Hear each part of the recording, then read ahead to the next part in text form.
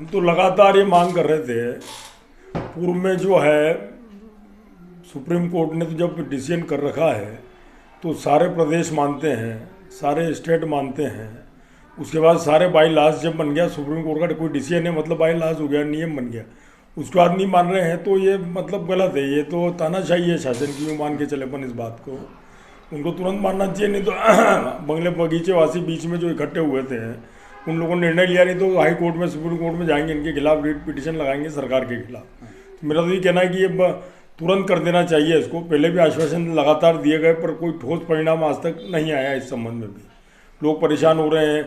जैसे बोहरा समाज या मुस्लिम समाज जिसमें हिब्बानामा जो है बिल्कुल लीगली है, कानूनी है, उसके बाद भी मान्य नहीं किया जा रहा है। सुप्रीम कोर्ट का डिसीजन है तो आदमी और कहाँ जाएगा, किसके पास जाएगा? वापस शासन के पास या कोर्ट में, वापस सुप्रीम कोर्ट में, हाई कोर्ट में वापस लगाएंगे लोग। बिल्कुल बिल्कुल तुरंत कार्रवाई होना चाहिए इस पर। और कलेक्टर या जो है बड़े अधिकारी हैं, भोपाल वाले हैं या नीमच वाले हैं, इन सबको इसको संज्ञान में लेकर और इसकी जो है तुरंत कार्रवाई करना चाहिए और उसको जो है उसको वापस रेगुलाइज करना चाहिए कि भाई यहाँ भी मान्य किया जाएंगे हिब्बानामा वगैरह सारे। वसीयत है, हिब्बा है, वसीयत भी मान्य क्या कर रहे हैं? बोले आप रजिस्टर्ड चाहिए, जबकि सुप्रीम कोर्ट का आर्डर है, सारी कोर्टों का पूर्व में आर्डर हो चुका है कि एक सादे कागज़ पे भी लिख के कोई वसीयत किसी ने लिख दी है तो वो एप्लीकेबल है, उसको भी नहीं मान रहे हैं। तो वसीयत और हिब्बा ये दोनों मान्य करना चाहिए तुरंत। नहीं, परेशान तो बहुत है बेचारे, बीच में जो व्यवस्थापन भी नहीं हो रहे हैं। ये दोनों तीनों मुद्दे ये तो अपनी जगह चल ही रहे हैं कि हिब्बानामा से, वसीयत से इनसे नहीं मान रहे हैं, इनके कागज मान्य नहीं कर रहे हैं कि साहब ये लीगल नहीं है, जबकि लीगल है सारे। और परेशानी तो भारी परेशानी हो रही लोगों को। मतलब आम आदमी न तो मकान बना पा रहा है, न लोन मिल रहा है, न नक्शे पास हो रहे हैं, न बिक रहा है। किसी को जिनाइन बेचारा की पैसे की जरूरत है, कर्जा ले रखा है और कोई प्रॉपर्टी बेचना है तो उसमें वसीयत है, हिब्बा है तो बेच नहीं पा रहा है। हाँ, हर काम के लिए आदमी प्रॉपर्टी जमीन जायदाद क्यों रखता है कि सुख दुख में वो काम में आवे। तो आदमी तो और दुखी हो रहा है। मतलब ऐसे नियम बना दिए इन्होंने कि इससे तो लोग कह रहे हैं कि जो पहले नियम था कि खाली रजिस्ट्री हो रही थी और बाकी जैसा चलना था वो चलने दो, जो पहले रजिस्ट्रियाँ हो रही थी और कुछ नहीं हो रहा था वो ठीक है। लोग कह रहे हैं कि वाह रजिस्ट्री चालू कर दो, हमको लीगल भी नहीं कराना, अब तो खाली रजिस्ट्री हो जाए तो भी ठीक है। हाँ जी, मैं बंगला नंबर 45 की वासी हूँ। मैं आपको बताना चाहती हूँ हम किस तरीके से परेशान हैं इस बंगला बगीचा प्रॉब्लम की वजह से। यहाँ पे आते हैं नेता, नगर पालिका का जब भी चुनाव होता है उसके अंदर आते हैं और हम लोगों को प्रलोभन देते हैं हम लोगों को कि इस तरीके से आपकी ये बंगला बगीचा की समस्या दूर हो जाएगी। लेकिन ये सिर्फ खाली बातें रहती है। चुनाव ख़त्म हो जाते हैं, चुनाव में नेता जीत जाते हैं, उसके बाद कोई ध्यान नहीं दिया जाता है। हम अपने इस मकान में आज मुझे प्रॉब्लम है, मुझे अपना लोन चाहिए। बैंक हमारे मकान की, हमारा प्रॉपर्टी होने के बाद भी हमें बैंक लोन नहीं देती है, वो हमें इसे अवैध बताती है। आज हम पूछना चाहते हैं कि जो कागजात, जो हिब्बानामा गवर्नमेंट अदालत मानती है वो नगर पालिका क्यों नहीं मानती है? आज हम इन सब चीज़ों से बहुत ज़्यादा फेस कर रहे हैं। जी हाँ, आज हमें बैंक से लोन चाहिए तो हम अपने पास अगर हमारा सिर्फ एक मकान है तो आप बताइए हम कैसे उस मकान को कहीं पे रख के और हम लोन ले सकते हैं? हमारे बच्चों की पढ़ाई की बात है तो हम कहाँ जाए? हमें इस चीज़ के लिए कोई ना कोई बहुत जल्दी निवारण चाहिए इस चीज़ के लिए। जी हाँ, ये देश के आज़ादी के बाद ही ऐसा लगता है सारा देश आज़ाद हो गया है, सिर्फ एक बंगला बगीचा जो नीमच के वासी है वो आज़ाद नहीं हो पाए। हम चाहते हैं कि हमारी बात आगे तक पहुँचे, लोग समझे और हमारी इस परेशानियों को दूर करें और हमें इस चीज़ से निवारण दें। देखो, पहली बात तो ये है कि इसको समस्या मानना बहुत बड़ी हम लोग गलती करते हैं। ये सिर्फ एक चुनावी मुद्दा है और जब भी चुनाव आते हैं तो ये मुद्दा बाहर निकल आता है। जिस प्रकार से सांप अपने बिल से बाहर आता है उसी प्रकार से ये आता है। ये राजनेताओं के द्वारा पोषित मुद्दा है। आप देखो कि जब 1947 में देश आज़ाद हुआ, अंग्रेज यहाँ से सारे बंगले बगीचे छोड़ के गए हैं और वो कहीं न कहीं उनको बेच के गए हैं, उनका विक्रय करके गए। उस समय हिब्बानामा चलता था जो कि एक रजिस्टर्ड था और लोगों ने उसको मान्य किया था और उसको कोर्ट भी मानती, यहाँ तक कि सभी लोग मानते हैं। और इसी प्रकार का जो नंद कुमारम जी थे, उन्होंने बंगला बगीचा की समस्या को देखते हुए इसको हल करने के लिए बहुत सार्थक पहल की थी और एक मसौदा बना के लोगों से पूछ के एक मसौदा बनाया था और उसको राज्य शासन को भेजा था, जिसमें सभी लोगों को, सभी पक्षों को मंजूर था। लेकिन भाजपा और कांग्रेस चूँकि ये इसको 1947 से लगातार, चाहे वो जनसंघ हो फिर भाजपा बनी हो, इस मुद्दे को कहीं न कहीं चुनावी मुद्दा बनाकर उसको वोट बटोरती आई है। और पिछले 2 नगर पालिका चुनाव में भी देखें तो सीएम शिवराज सिंह जी खुद आए थे और उन्होंने भी इसको हल करने का आश्वासन दिया था, लेकिन लोगों का जो उम्मीद थी वो हल नहीं हो पाया। आप देखें कि जो मसौदा भेजा गया था वो काफ़ी अच्छा था। उसमें हिब्बानामा वगैरह जितने भी रजिस्टर्ड जो परिपत्र थे उसको मान्य किया गया था।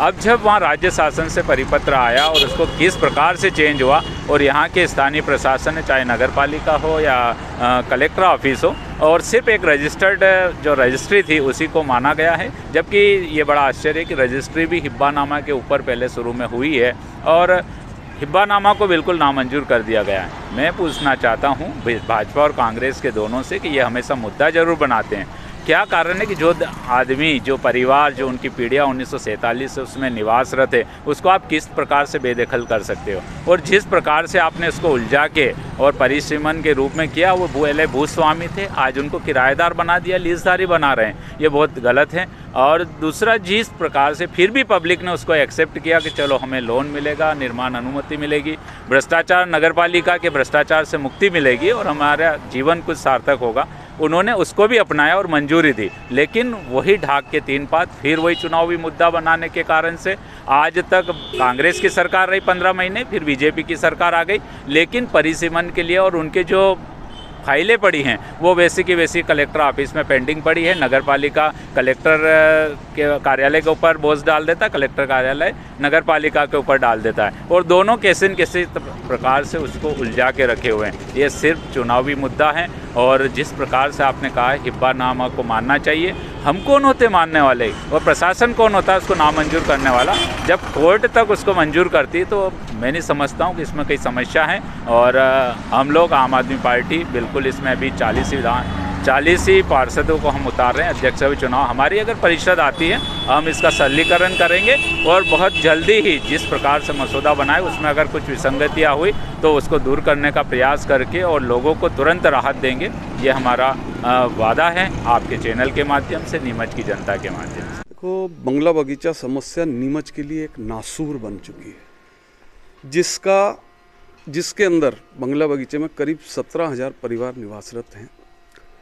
पूर्व में कई चुनावों में भारतीय जनता पार्टी के मुख्यमंत्री, मध्य प्रदेश के मुख्यमंत्री शिवराज सिंह चौहान पिछले चुनाव में आए थे, नगर पालिका चुनाव जब होने थे आज से 6 वर्ष पूर्व, और उन्होंने मंच से ये घोषणा करी थी कि मैं नीमच में कैबिनेट लाकर बंगला बगीचे की समस्या को तुरंत निपटाऊंगा।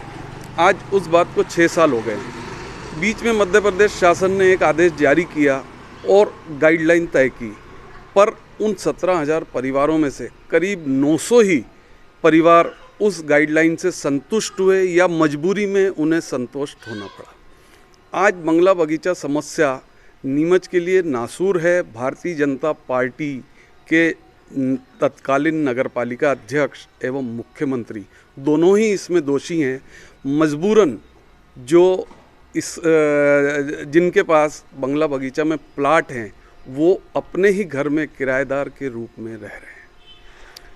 इसका हल तुरंत होना चाहिए और मेरी राय है 1000 तक स्क्वायर फीट तक के मकान मालिकों को बिना किसी शुल्क के उनको जो है उनके नाम पे नामांतरण एवं रजिस्ट्री होना चाहिए। उससे बड़े के लिए कुछ नॉमिनल शुल्क लेकर इसका तुरंत निपटारा सुलझना चाहिए। देखो, ये नासूर बन चुकी बंगला बगीचा समस्या सभी के लिए दूध देती गाय है।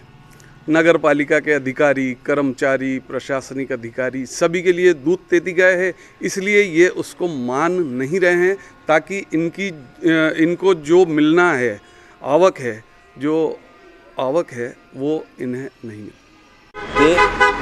देश की आज़ादी के पूर्व की सबसे जटिल और विकट समस्या बंगला बगीचा क्षेत्र की है। इसको कश्मीर की समस्या के समान बना दिया गया है।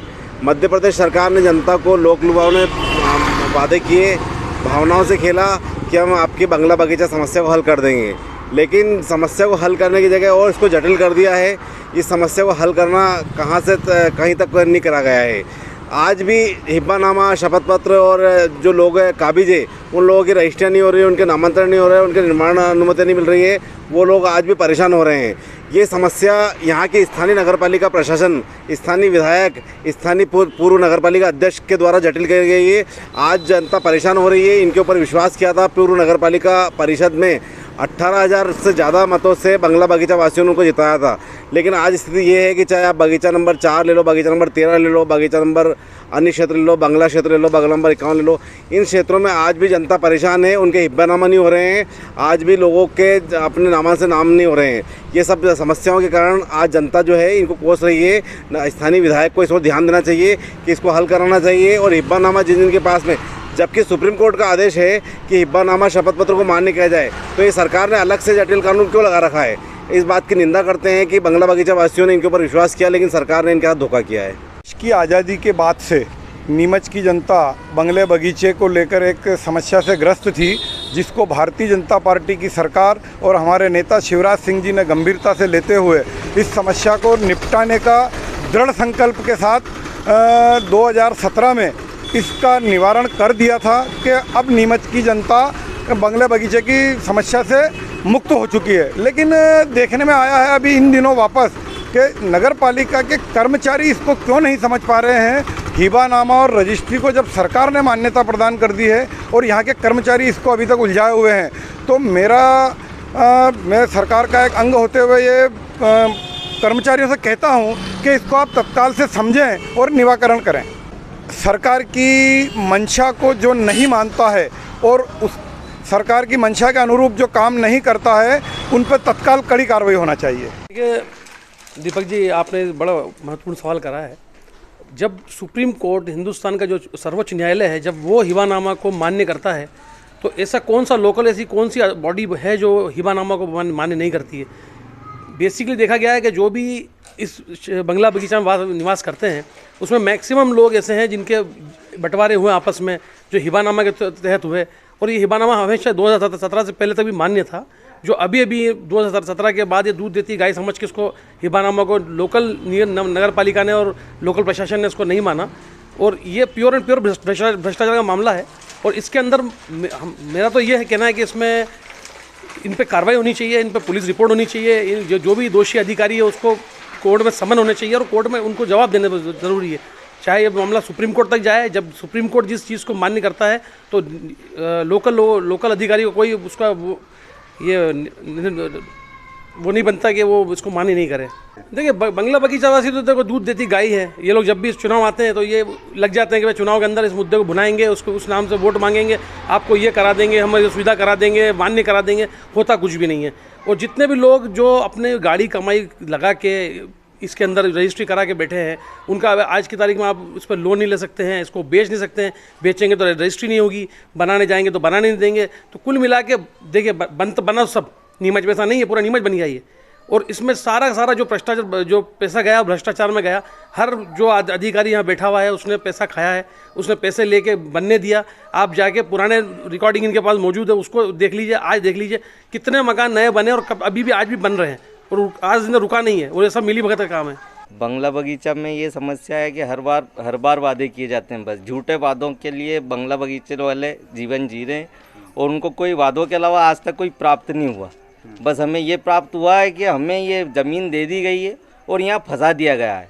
हमें प्रशासन की तरफ से या नगर पालिका की तरफ से कभी कोई अच्छा आदेश या अच्छा माहौल नहीं मिला। हमें अभी तक आश्वासन मिला कि भाई अब बंगला बगीचा वासियों की समस्या हल कर दी जाएगी, बाकी ऐसा कुछ भी नहीं। ज़मीनी स्तर पे ऐसा कोई काम हो ही नहीं रहा है, कहीं पे भी कुछ नहीं है। आप देख रहे चारों तरफ गंदगी रहती है, यहाँ पे चारों तरफ नालियों का अभाव है। यहाँ पे नल दे दिए गए हैं तो उसमें पानी नहीं आता है, ड्रेनेज सिस्टम लगा दिया गया पर उसमें कनेक्शन नहीं किए गए हैं। हमेशा से मतलब परेशान, हर तरीके से परेशान और बेचने के लिए उतारू है यहाँ का आदमी, ताकि अपने जैसा भी उसका मकान है वो औने पौने दामों में बेच के निकल जाए। बस ये स्तर पे जी रहे हैं लोग। यहाँ पे कोई आदमी मकान लेना पसंद नहीं करता, यहाँ पे कोई प्लाट लेना पसंद नहीं करता, क्योंकि ऐसे माहौल के अंदर कौन आदमी अपना पैसा लगाएगा। पूरे जीवन की एक पूंजी लगा के यहाँ पे अगर मकान लेता है तो सिवाय विवाद के उसको कुछ भी नहीं मिलेगा। नरकी, बिल्कुल नरकी जीवन जीने के लिए मजबूर है यहाँ का आदमी। और यहाँ पे जो पार्षद चुने जाते हैं वो पार्षद बस उसी टाइम आते हैं, वोट लेते हैं, अपनी जीत का झंडा लहराते हैं और अपने घरों में बैठ जाते हैं और पूरी 5 साल तक पैसे गिनते जाते हैं। बस पैसे गिनने का जो काम होता है वो किया जाता है। यहाँ पे ज़मीनी स्तर पे कोई काम नहीं किया जाता।